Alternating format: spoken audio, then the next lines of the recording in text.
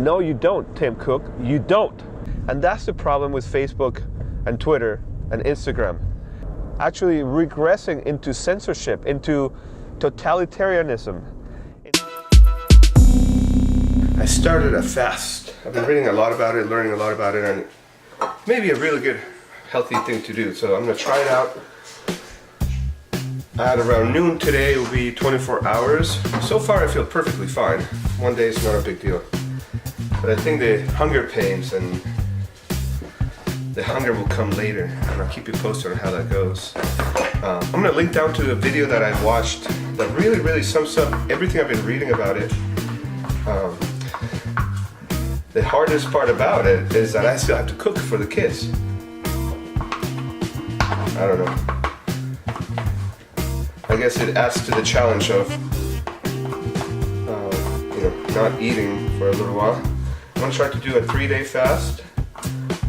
So 24, so what is that, 36 hours, no, 48 hours, what is that, 72 hours.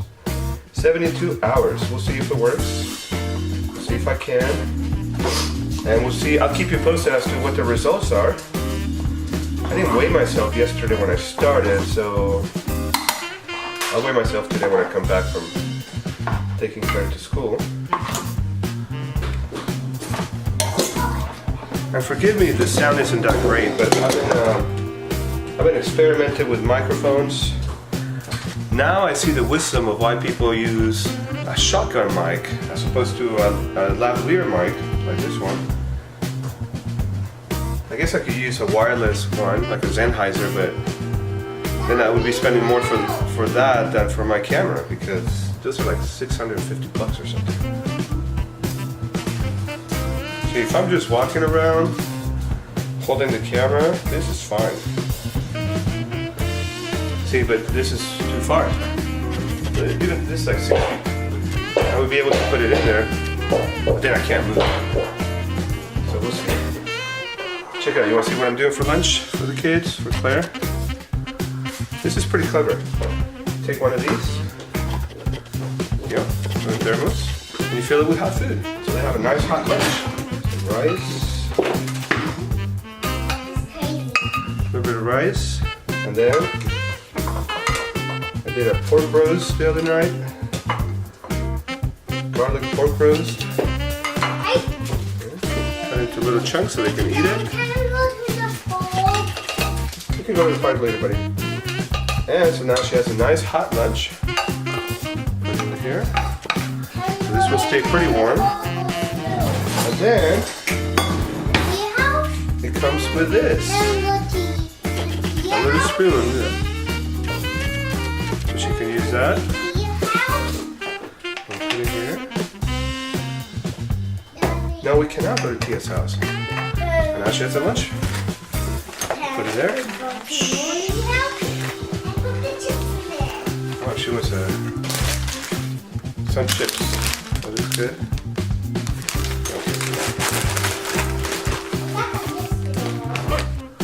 Couple mandarins. I will start it for her. No, just like this. Put them in there. Oh, put it in a napkin. See, it's so tempting. When I do lunches and dinners for the kids and stuff, there's always a little left over like this, and I could very easily just eat this. But if you watch those videos and read about the fasting, even a little bite like this can throw the whole thing off and actually be counterproductive, maybe even harmful to your body. And we're off to the races. Oh my God. Claire, we need gas. We're late.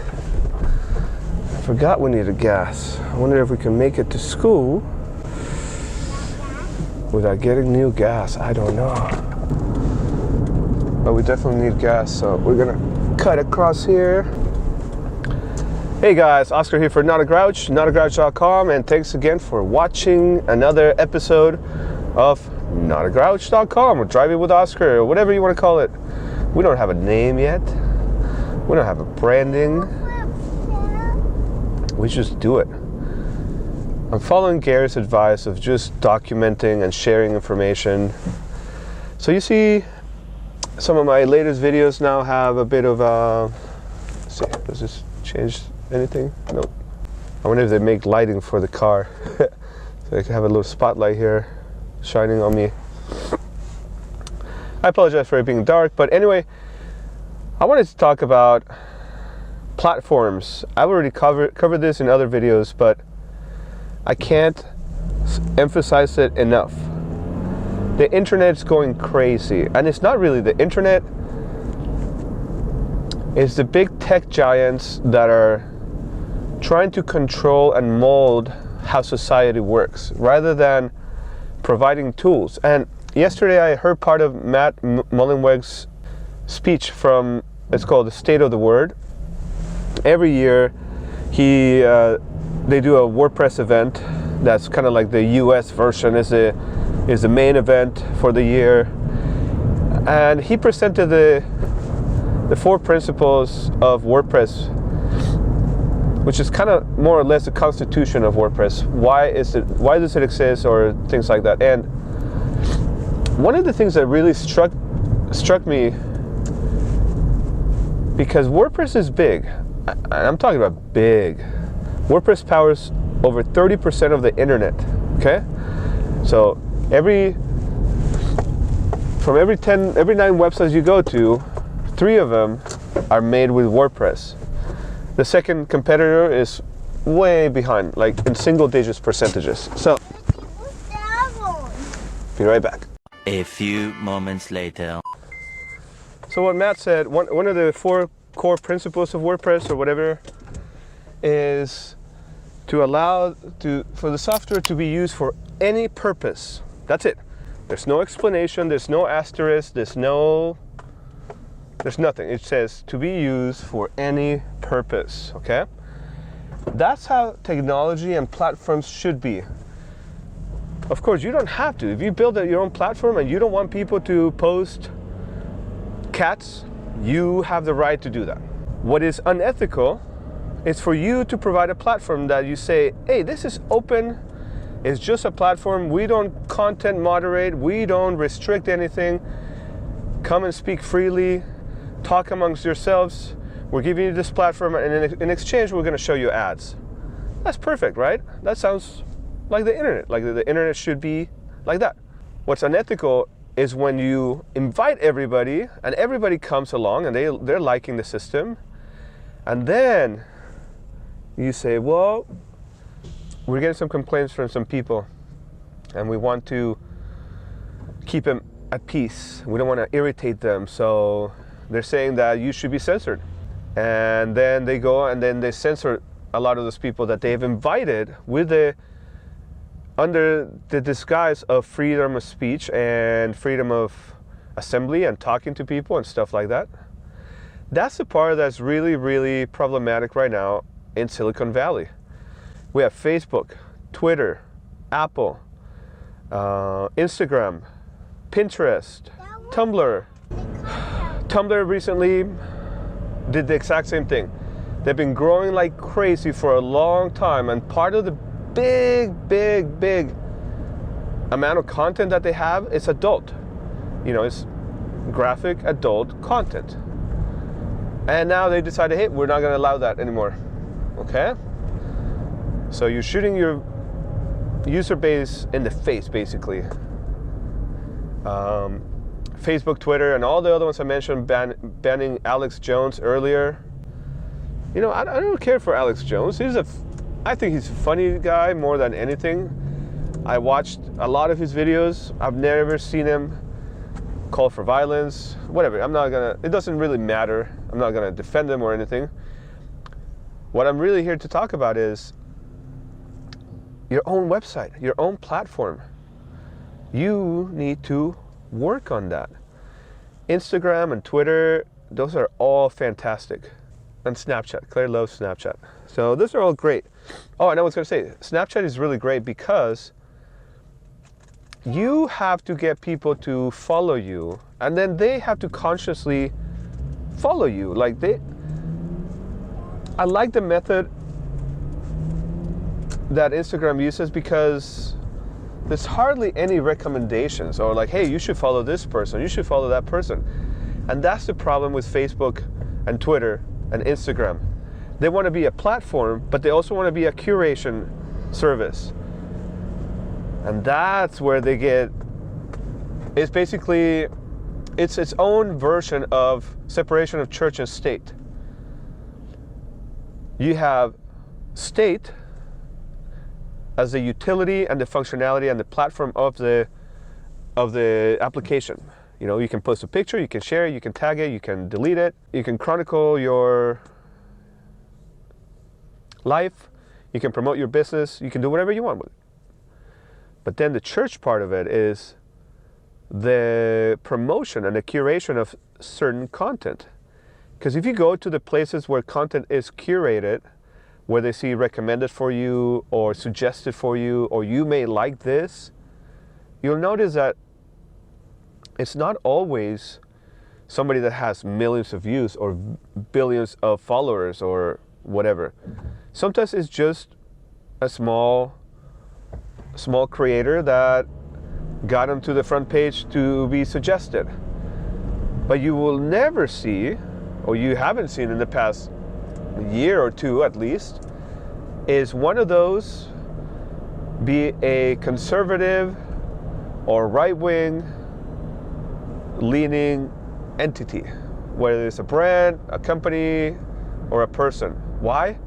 Because Silicon Valley is very, very much leftist as far as political spectrum goes.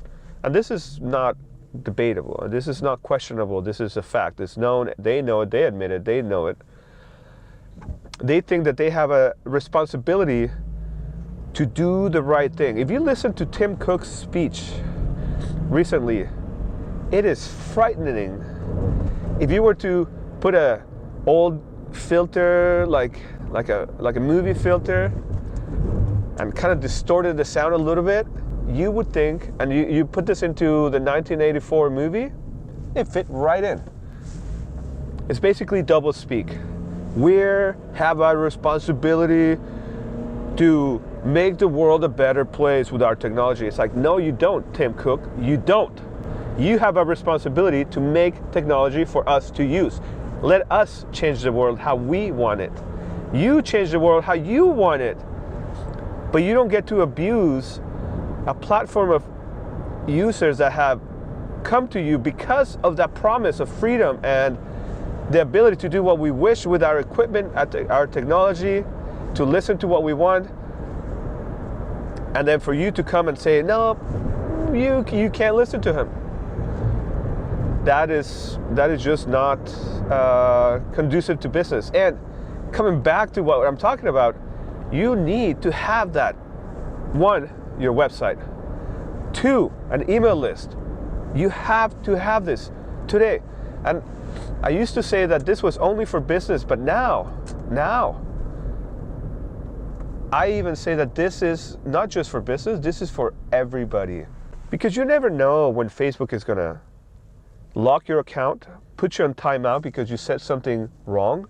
I have friends that get 7-day suspensions because they answer a question that somebody asked. Not offensive, not insulting, not anything. And so now they're basically gone for 7 days on the platform. So that is a terrible situation we find ourselves in today. 2018, you would have thought that, you know, jumping from 1992, 1995, when the internet was starting to bloom, you would think, wow, it's going to be so much better. What is going to happen in 20 years? And it seems like we're going backwards. It seems like the progressives are actually regressive, actually regressing into censorship, into totalitarianism, into telling you what is the right way to think, what is the right thing to say, who should you talk to, who should you not talk to. And they don't owe you any explanation. Why? Because it's their platform, right? People say, well, it's private entity. Freedom of speech is only for the government. They can do whatever they want. Of course they can. The problem is the ethics on inviting you with one premise and then changing that once they have you in. Imagine you invite people to a party and you say, hey guys, coming over to my party, we're gonna have lobster prime rib and it's a masquerade party. Show up, 7 o'clock, Friday. And you start promoting that like crazy. Yeah, all you can eat, lobster prime rib, just bring masquerade, bring a little mask.